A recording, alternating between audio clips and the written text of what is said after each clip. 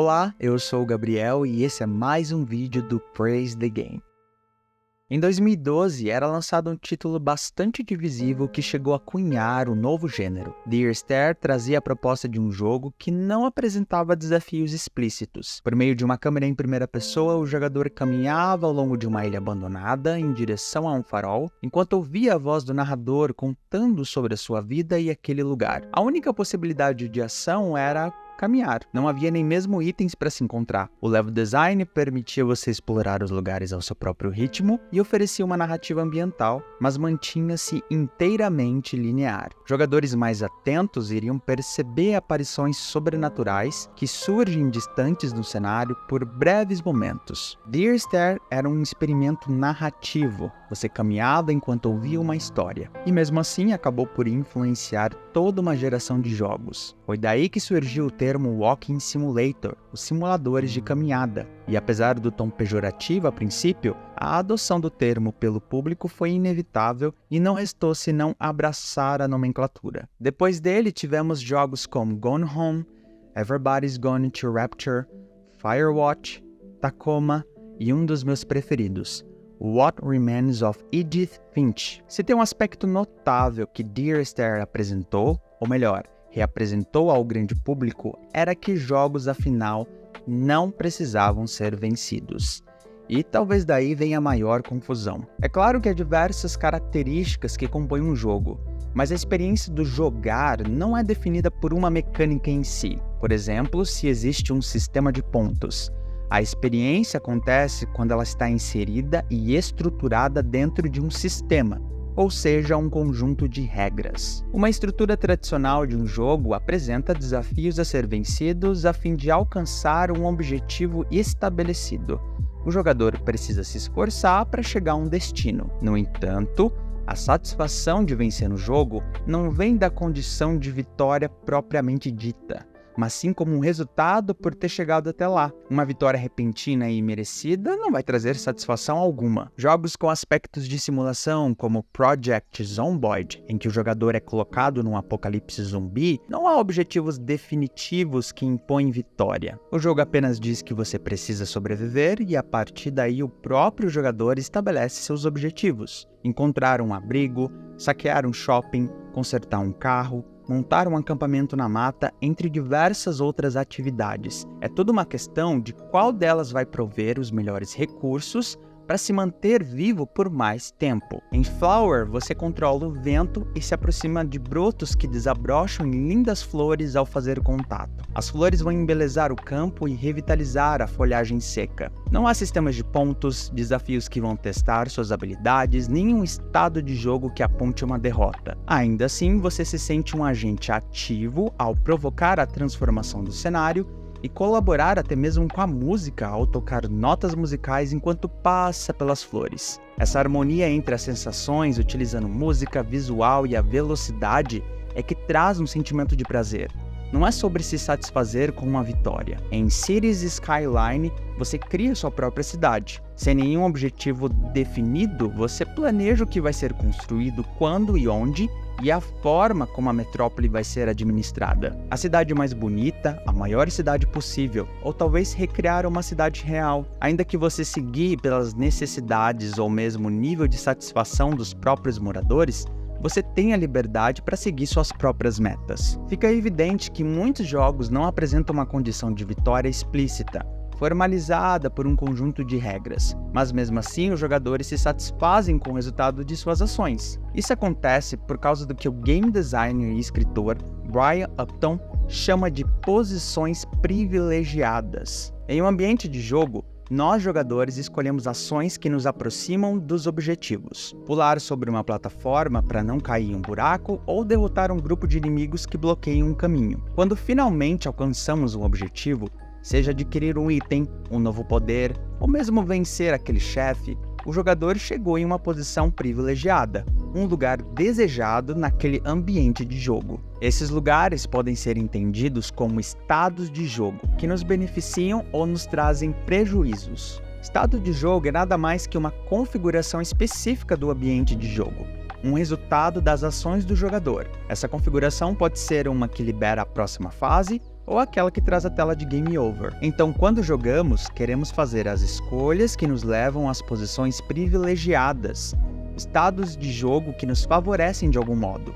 Seja conseguir bons recursos em Project Zomboid, revitalizar o campo em Flower, ou expandir nossa cidade em Cities Skylines. Essas posições, naturalmente, muitas vezes se refletem na vitória, concluir uma campanha.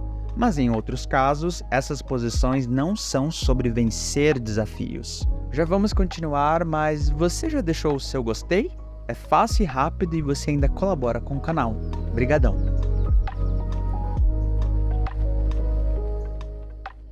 Brian aponta dois principais tipos de jogos que funcionam muito bem sem enfatizar a conquista de uma vitória: o faz de conta e o Role and Play, o popular RPG. No faz de conta, você assume um papel e as regras e desafios são estabelecidos a partir dos tipos de ações que você pode ou deve fazer enquanto naquele personagem. Se os personagens são um grupo de piratas dentro de um navio, não faz sentido de repente imaginar que estão dentro de um castelo lutando contra fantasmas. A situação proposta traz um número limitado de possibilidades de ações. Talvez um tornado apareça e vocês precisem velejar o navio para o mais longe possível.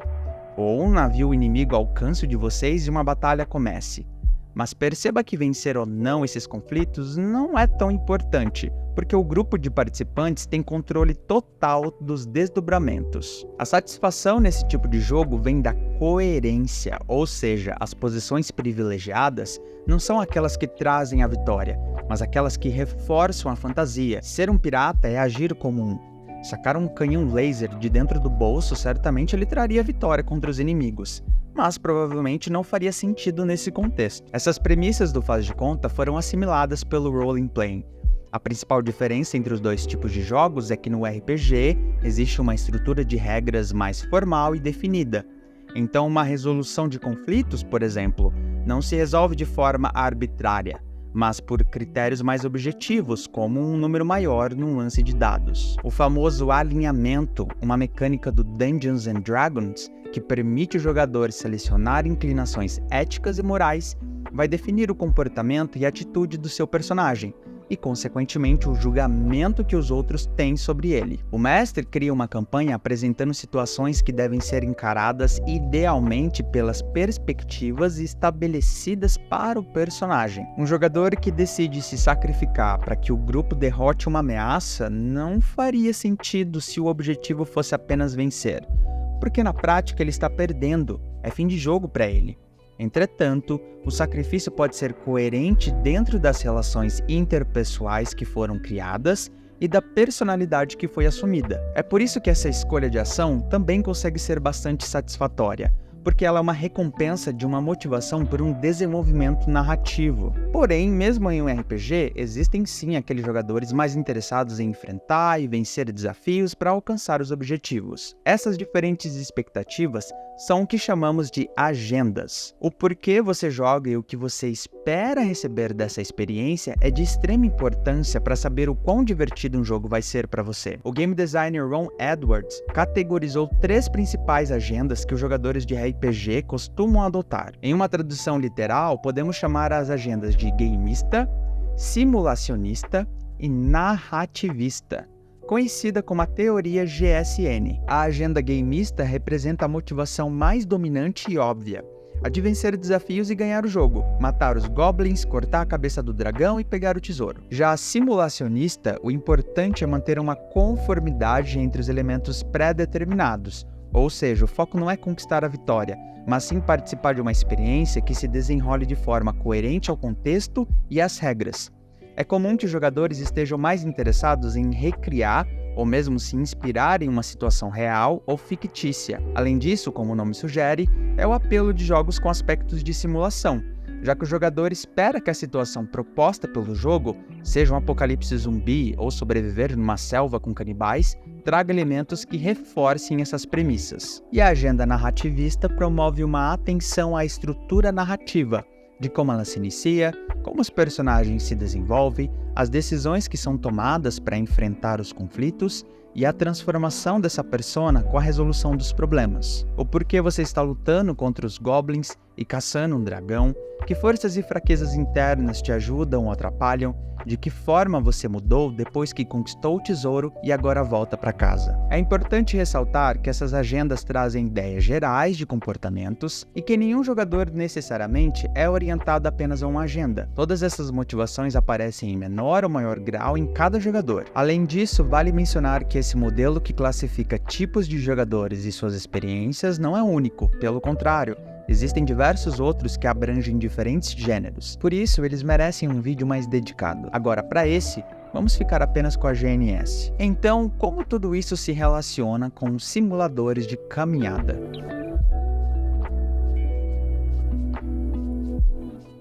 Essas agendas nos ajudam a entender que jogadores jogam por motivos diferentes e os jogos podem comportar diferentes experiências. Você pode jogar e se divertir sem que a experiência ofereça uma recompensa que venha de uma vitória. Simuladores de caminhada têm um foco em contar histórias. A proposta não é apresentar obstáculos e conquistar um objetivo, mas sim se alinhar a uma motivação estimulada ao se engajar com uma narrativa. Uma posição privilegiada nesse gênero é aquela que nos aproxima da compreensão dos mistérios por trás dos personagens, lugares e suas relações. Portanto, alinhada à agenda narrativista da GSN. Não se trata apenas de partir do ponto A até o B para concluir o level, como se esse fosse o desafio. Um jogador mais inclinado a ser gameista, que está à procura de emoções que envolvam vencer obstáculos, inevitavelmente vai se entediar com esse tipo de experiência. As posições privilegiadas aqui não oferecem nenhum tipo de satisfação para essas motivações. Como o próprio Brian explica, a raiz do problema mora na atitude do jogador. Quando dizemos que você vai jogar algo, já existe um direcionamento natural para uma agenda gameista, orientada a objetivos com desafios. E se um jogador se aproxima assim de qualquer experiência de jogo, é claro que ele vai se frustrar com uma proposta que foge disso. Mas eu não acho que a questão está apenas na expectativa do jogador. Eu diria que Dear Esther falhou em providenciar mecânicas que permitem o jogador sentir que suas ações estão levando-o para mais perto ou mais longe de posições privilegiadas. A própria narração só acontece por meio de gatilhos de eventos, quando você alcança um ponto específico no level que você já vai chegar de qualquer modo. Não são escolhas. Essas mecânicas ajudariam o jogador não só a entender o seu papel, como também criar empatia por meio da ação. Lembra do faz de conta? Ele funciona quando você faz e não quando você diz que é. E é justamente isso que os jogos seguintes do gênero exploraram. Em Gone Home, a protagonista Kate está retornando de uma viagem. Sua família se mudou para uma casa nova e estaria esperando Kate para apresentá-la ao novo lar. Porém, ao chegar a essa nova residência, ela encontra um bilhete de sua irmã pendurado na porta, lamentando por não poder recebê-la e de forma bastante suspeita, dizendo que Kate não deve procurá-la. Sem entender o que aquilo significa, Kate entra na casa e se depara com várias das caixas de mudanças espalhadas pelo lugar, como se a mudança tivesse sido interrompida. E ainda mais estranho, o interior da residência está deserto, nenhum sinal de sua família. A partir daí, o jogador passa a explorar os cômodos em busca de pistas do que aconteceu. Você pode interagir com objetos e documentos que revelam mais sobre esses personagens e essa situação. Essa interação permite o jogador assumir o papel de Kate e se engajar nessa busca por respostas. Essa mecânica é ainda reforçada ao exigir que você interaja com determinados objetos para novos cômodos ficarem disponíveis para a exploração. São as escolhas do jogador ao investigar e conseguir as informações que o colocam mais próximo de uma posição privilegiada em que ele possa inferir os fatos com mais clareza. Desse modo, ele evita aquela atitude passiva de Dear Esther e faz o jogador mais participativo do que alheio. Já em What Remains of Edith Finch, você assume o papel de Edith, uma jovem de 17 anos que decide revisitar o lar abandonado de sua família. A família Finch acredita ser amaldiçoada porque cada membro acabou tendo um fim trágico. Quando criança, a mãe de Edith, desesperada com a repentina morte de 2 dos seus 3 filhos, decide abandonar aquele lugar com a filha em uma tentativa de fugir dessa maldição. 7 anos depois, a garota, agora a única membro restante, quer explorar a casa em busca de respostas. Semelhante a Gone Home, o jogador investiga o lugar obtendo informações de forma ativa, enquanto Edith compartilha suas memórias e também descobre mais sobre cada membro da família ao interagir com objetos. A principal diferença aqui é a possibilidade do jogador de participar dessas lembranças em tempo real. Somos colocados na pele de cada personagem e somos apresentados as suas perspectivas de como viam o mundo. Em termos de gameplay, o jogo procura com esses recursos trazer uma variedade de ações. E apesar de simples, sem profundidade, as mecânicas são incrivelmente eficientes em nos engajar com a narrativa, porque elas são apresentadas em um contexto de metáforas e em diferentes atmosferas. É como se fosse um jogo dentro de um jogo, uma forma lúdica de interpretar o iminente fim trágico desses personagens. Em um momento, parece que estamos num filme de terror e em outro, numa aventura em um mundo fantástico. Mas quando voltamos para a realidade, para o caminhar, nos damos conta do fato por trás daquela experiência. Ficamos completamente intrigados e lamentamos esses acontecimentos tanto quanto a protagonista. O simulador de caminhada reacendeu um debate sobre jogos serem uma mídia narrativa, que pode ou se deveria contar histórias. Acabou até mesmo sendo associado a jogos como Death Stranding, que tem um foco na mecânica de caminhar, embora sejam propostas bastante diferentes. Talvez hoje o gênero esteja mais agregado a outros, misturando puzzles e outras mecânicas de investigação. É evidente que é um estilo de jogo de nicho, então ele só seria mais palatável para o grande público quando integrado com mecânicas mais tradicionais. Fato é que o gênero colaborou com um rompimento de paradigmas do que se pensava ser os jogos e colocou em evidência uma parte do público que joga com uma agenda e em busca de emoções diferentes daquelas que promovem vencer desafios.